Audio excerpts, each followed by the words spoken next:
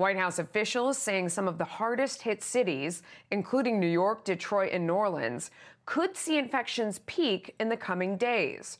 Right now, there are nearly 338,000 coronavirus cases in the U.S., with at least 9,600 deaths, as the president and the White House warn the week ahead could be devastating. This is going to be the hardest and the saddest week of most Americans' lives, quite frankly. This is going to be our Pearl Harbor moment, our 9/11 moment. I will not say we have it under control, Margaret. That would be a false statement. We are struggling to get it under control, and that's the issue that's at hand right now. This will be probably the toughest week between this week and next week, and there'll be a lot of death, unfortunately. This is Outnumbered, and I'm Melissa Francis. Here today is Harris Faulkner, host of Kennedy on Fox Business. Kennedy is back with us. Welcome, my friend.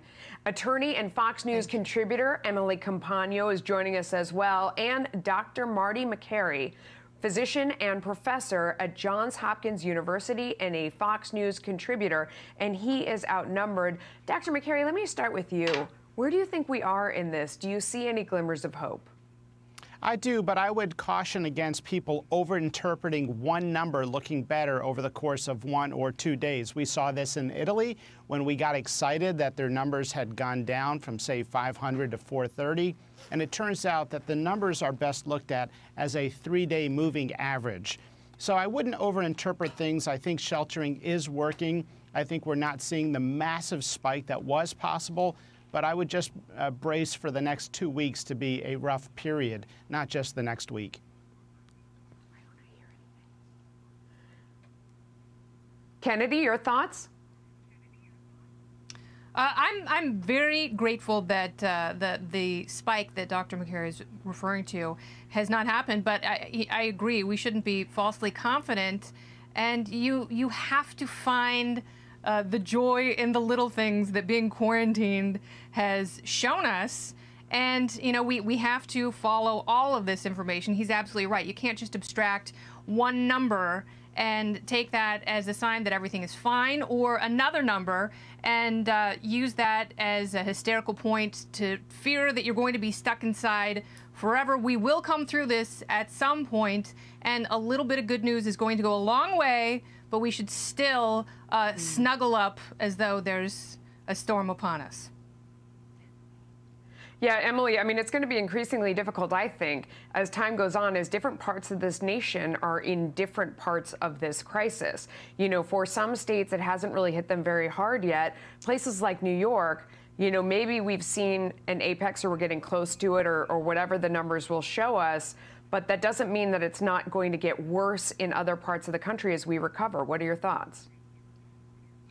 Exactly. For example, Washington, D.C. predicts its peak will come in June or July. So that's why I think for all of us sheltering in place at home, it's important to view this sort of as a marathon, right? Not a sprint. And while we see certain hot zone major cities experience potentially the apex or the ramp up to the apex right now, there are other major cities that are frankly months behind. And so it's important for all of us, I think, as Kennedy said, to snuggle up and stay comfortable at home, but really to appreciate the fact that this is not going to resolve itself in the next week or two, that contrary to many of our news cycles or national conversations that last sometimes just 2 or 3 days, this is really a months-long process, and the best thing that we can do for all of us is to stay home in the interim while obviously ramping up support for the medical communities in the different surging cities.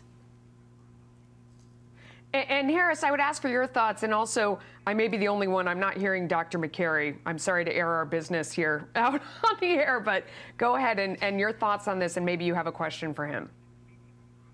Actually, I just have a question for him, and I want to take the conversation a little forward as we await the governor of New York to join us. I wonder if he'll even touch on this.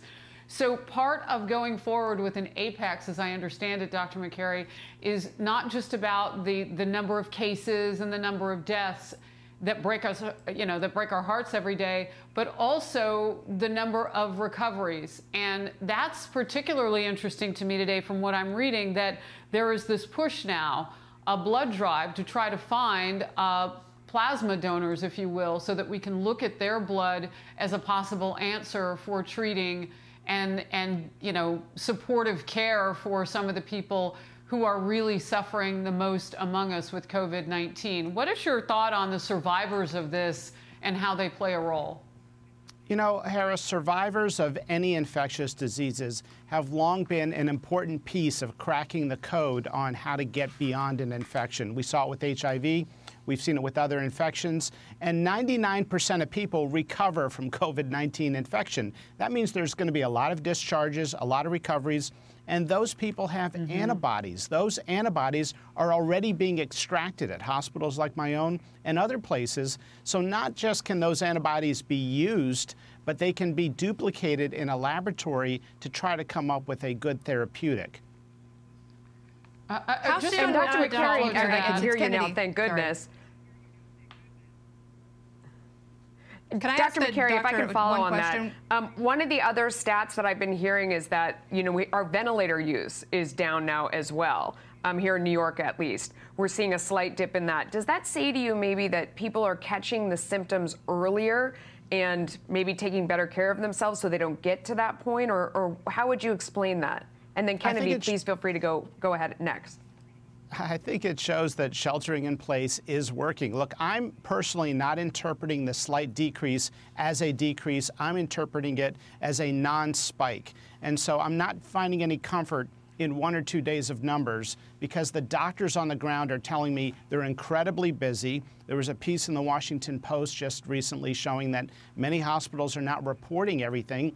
And it's not that they're malicious, it's that they're busy. If somebody dies from COVID-19, and you've got another patient short of breath, you go and you take care of them. Reporting to the public health department is not a super high priority when you've got a battlefield.